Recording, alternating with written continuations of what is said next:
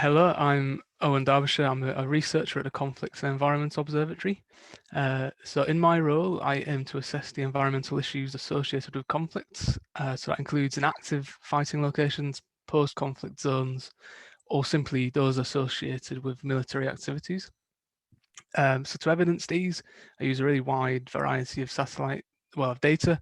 So that can be satellite data, humanitarian data, model data, or simply just media reports. And we try compile all of this information together to tell a holistic story. So that our work sits kind of somewhere between research and journalism. We aim to capture both worlds, the depth of scientific research, but also the reach and accessibility of journalism. And the work I do on monitoring helps inform the rest of CEOBS activities to do with the legal framework associated with protecting the environment in relation to armed conflicts, policy work on mainstreaming the environment in conflict-associated organisations, and high-level advocacy work, for example, at the UN Environment Assembly. Our kind of overarching organisational aim is quite simple. It's to increase the awareness and understanding of the environmental and derived humanitarian consequences of conflict in order to reduce the harm to people and ecosystems. And I think we do a pretty good job of it for a team that's just currently 5 members strong. Yeah, thank you very much. Would you please tell when and how did you decide to prepare a report on the Second Nagorno-Karabakh War? Yeah, so initially we were monitoring social media, and we were just interested in the fires and the links to the incendiary weapons. But as we kind of did that research, more and more environmental threads were uncovered, and both in relation to the recent fighting, but also in relation to the kind of frozen nature of the conflict and the remnants from the previous war back in the 1990s. And kind of against the backdrop of the volume of environmental disinformation on social media especially, we kind of felt that a deeper dive was required. And this led to writing the report. It's probably worth stressing it's not a comprehensive report. It's just a first step to raise and counter these concerns, and one which is, well, we did in an independent and evidence-led manner, and we wanted to do quite soon following the fighting. So I think it came out in February this year. Would you tell a little what served as a basis for your background on the conflict and war? Did you have an experience on this topic before? So this was my first kind of research activity on Karabakh, and indeed the Caucasus in general. And that, I've got to confess, I knew very little about the conflict. I was like, yes, a very small boy at the time of the last fighting in the 1990s. But there is some kind of organizational knowledge on the Caucasus, and we were helped a lot in the report by the Zoya Environment Network. So they're an NGO, and they've got kind of specialist knowledge on the Caucasus. And yeah, Nikolai and Otto from Zoya helped review the report. But then within the report, many of the kind of methods and sources, especially the ones associated with the satellite data, they're things we've used before, or other people have used before, and they're kind of applicable to different locations and contexts. So an example there might be when we looked into the fire activity to determine whether it was linked to favourable environmental or climate conditions or the conflict, and we found it wasn't linked to the climate or the weather, and we could directly link it to the fighting. Mm-hmm. I guess in some instances we took kind of event and location information from like traditional and social media, primarily Twitter and Telegram, and that helps direct us where to look, where to investigate. and we kind of tried to probe whether some of those claims were true, fake, or somewhere in between. Mm-hmm. Speaking of the sources, because you relied on open sources mainly, would you please tell what underlies under such decision? I guess the good thing about open sources is that they are open. Anybody, anywhere can access them and check, and there's a trail between what we present and the data it comes from, and anybody can go do that and double check it, and therefore it's very transparent, and it can't be it's harder to corrupt or be accused of corrupting the data. So that's why we go with open sources, not least also because they're kind of freely available.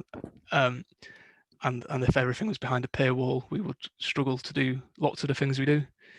But thankfully, lots of the satellite data is made freely available, which is fantastic. Mm-hmm.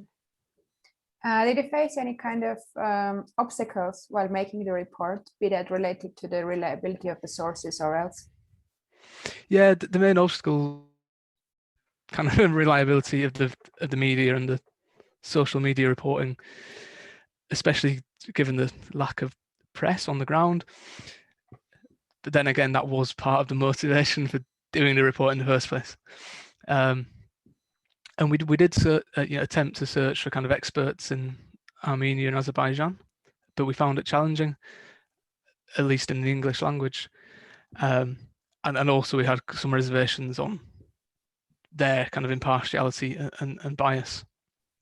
I think the biggest obstacle we probably faced in the analysis was when I was trying to locate the source of these incendiary weapons, where they hit, where all these videos and these photographs, where that location is. And then in the end, we couldn't do that because we were limited by time and resource, and in particular, computing facility. So the way I did it, the code I wrote was quite computationally expensive. Took several days to run. I had to do it on my own work desktop, and that limited my ability to do much else. So actually, I just want to say, if anybody's listening to this interview, any kind of students, academics, or researchers who might be interested in taking on that methodology and actually trying to locate where these incendiary weapons were used, then yeah, please do get in touch. Mm-hmm. What were your goals, like main goals, while authoring this report, and what kind of reactions you got afterwards?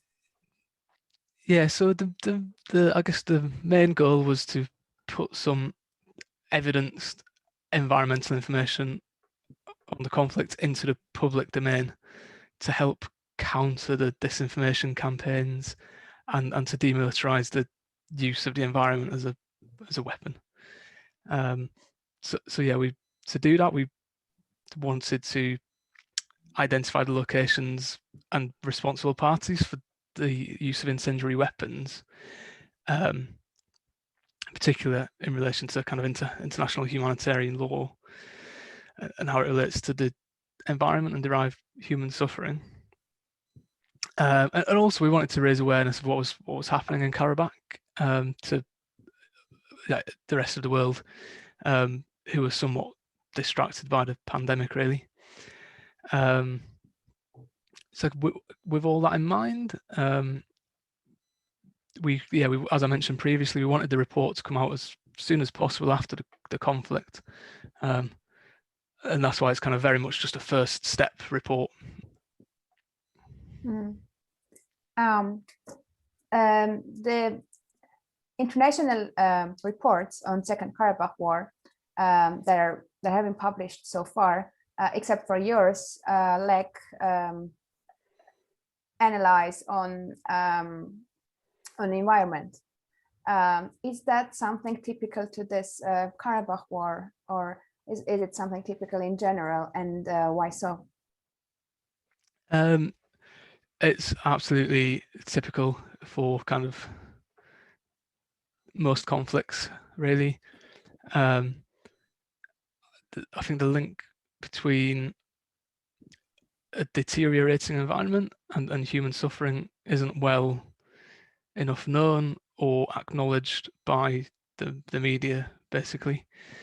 Yeah, humanitarian needs are kind of often inextricably linked to the environment. There's tons of examples. We've kind of done recent things in Yemen showing how agriculture is being hit, or there's been oil spills and associated pollution impacting human health. Another example might be deforestation in places like Democratic Republic of Congo, all associated with the conflict. But that might lead to the next zoonotic virus like COVID-19. There are all these kind of links between environment and human health, which aren't kind of made. Sometimes they kind of might be reported in an event in isolation, but often the dots aren't joined together to show it as a whole and to show how the environmental destruction of a whole area can have like really quite profound, long-reaching consequences. So that's what we're trying to do at the Conflict and Environment Observatory. Mhm. And I think there probably has been a bit of a shift in attitude in recent years, but I think there's clearly a long way to go, Mhm. and we need as many actors, organisations, academics, activists, civilians to join together to kind of continue to push this message. Mhm. As you mentioned, the environment is being weaponized. Would you just please talk a little by whom and what has to be done in order to demilitarize the environment?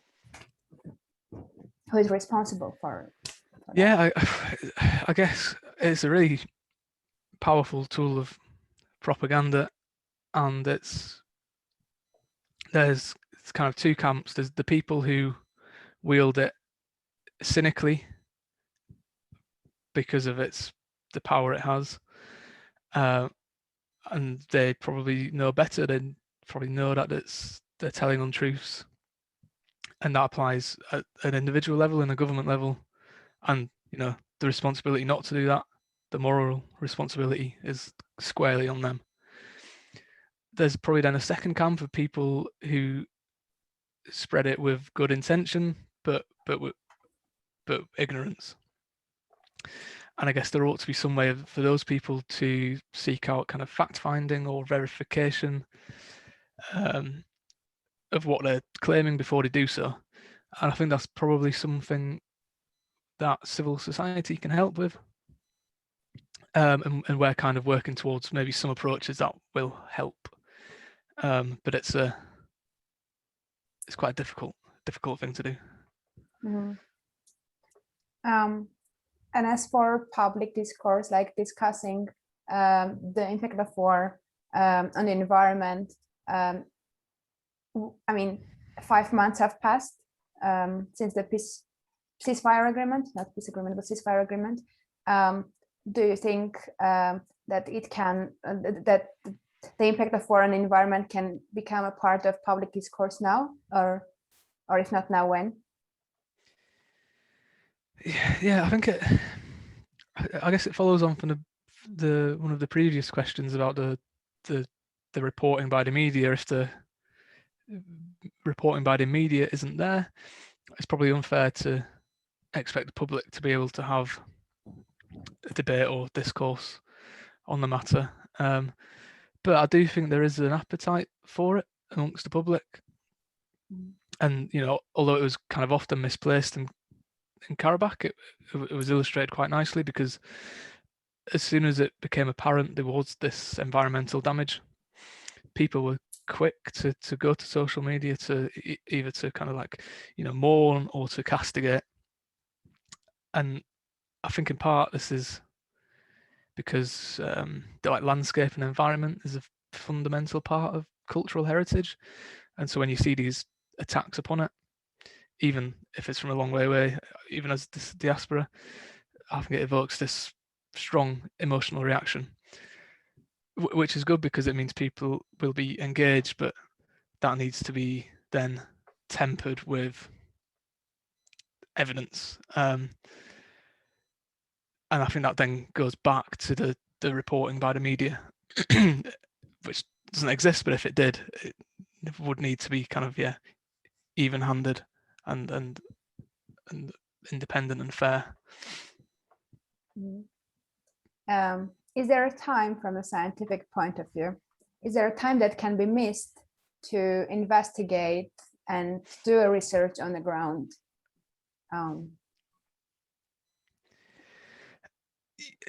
Yeah, I guess there's two schools of thought. If the damage is significant and persistent, then it can be assessed further down the line into the future with ground measurements. But if that is the case, then you don't want to be measuring it too late. You want to measure that as soon as possible before it causes further damage, and whilst you can still, you know, have remediation or do something about it. And yeah, as I mentioned earlier, there is kind of plenty of missing holes in our report that can only be satisfied by ground measurements and ground reporting. For example, what is the long-lasting impact of white phosphorus if it was used? And the sooner that can be done, the better, because it allows for a more comprehensive assessment before certain signals do start to disappear. Or there might be cover-ups, or even, you know, thinking in a more sinister way, there could be things which are faked to make one party look bad. So kind of in that context, the assessments would need to be undertaken by independent experts and scientists, possibly even under supervision, because like it's absolutely critical that those assessments would need to be seen to be kind of independent and fair, no matter what the findings were. Because you're aware of the main sources on this informational like wars, including also in the environment. Do you think both Armenia and Azerbaijan can be this independent, independent enough to do the things that you mentioned, like to do the objective investigation on the environment, or it has to be from a third party? Yeah, I guess at the high government level, I suspect it's very difficult to see how it could be done independently. It might be more straightforward to be done independently by local people, actually, because they have a bigger investment in actually finding out what the situation is, if it presents a danger to themselves or the family or and so on. Bringing in a third party is certainly like a possibility. So the UN Environment Programme, they have previously done post-conflict assessments in countries. And that's maybe something that could happen in Karabakh. It's, again, got its own set of associated logistical difficulties and also like financial difficulties. And it's also a question of where they are allowed to go, if they're allowed to go anywhere they want, or if they get told where to go by the governments or the militaries. Yeah, I mean, there could be other third parties. I'm not really sure who they might be. If maybe even just independent scientific kind of consultancy companies could do it. But again, there's the logistical difficulties associated with it. Do you plan to make anything related to Karabakh again, like in the future? Do you have such plans?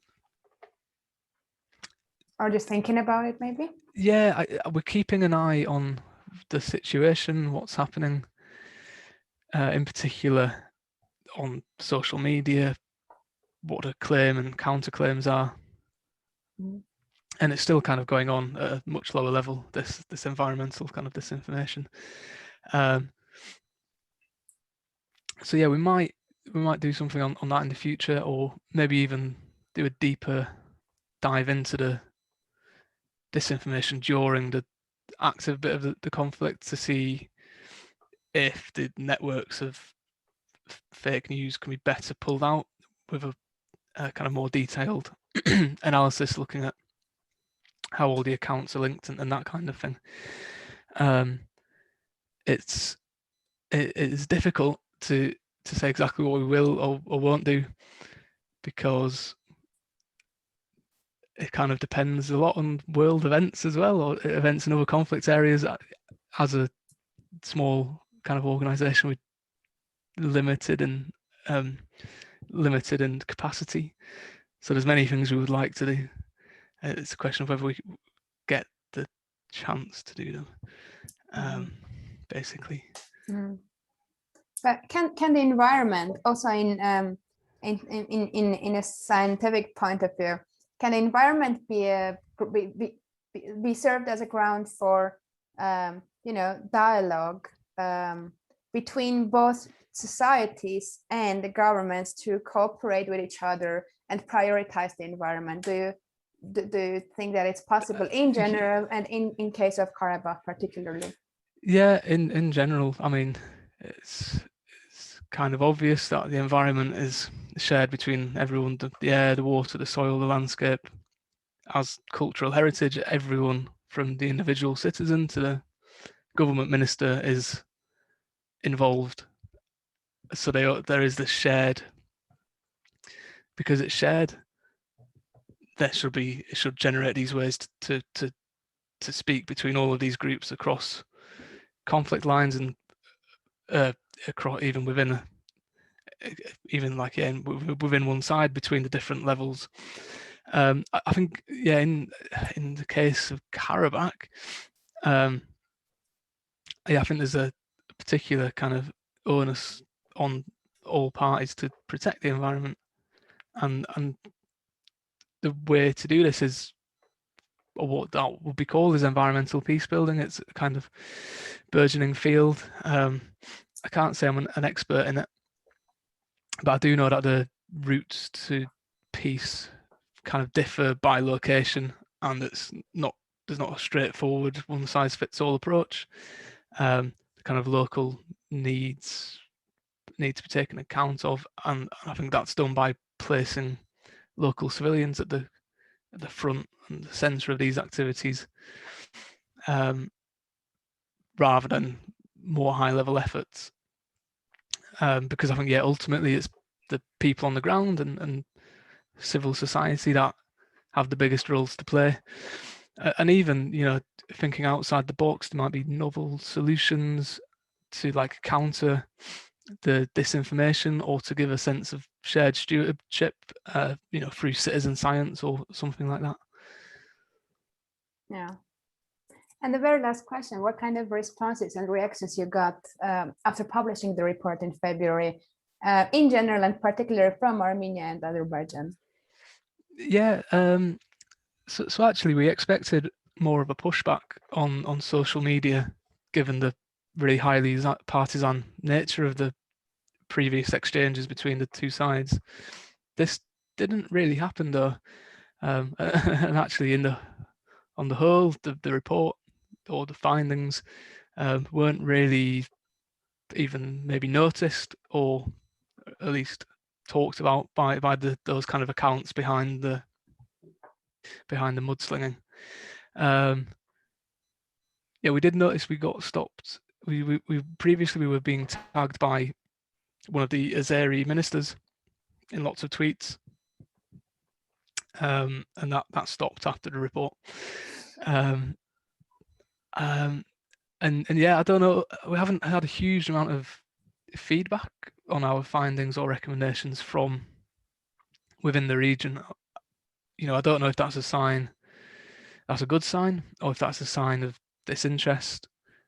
But for sure, we invite critiques and different ways of thinking about it or assessing the environmental dimensions. And then further afield from the region, there was kind of interest within civil society in the conflicts and environment space, but it didn't really break through into the popular press, with the exception of one piece which was in Vice News France, who they ran a really nice piece on it, but that unfortunately didn't get translated into the much bigger English version of Vice.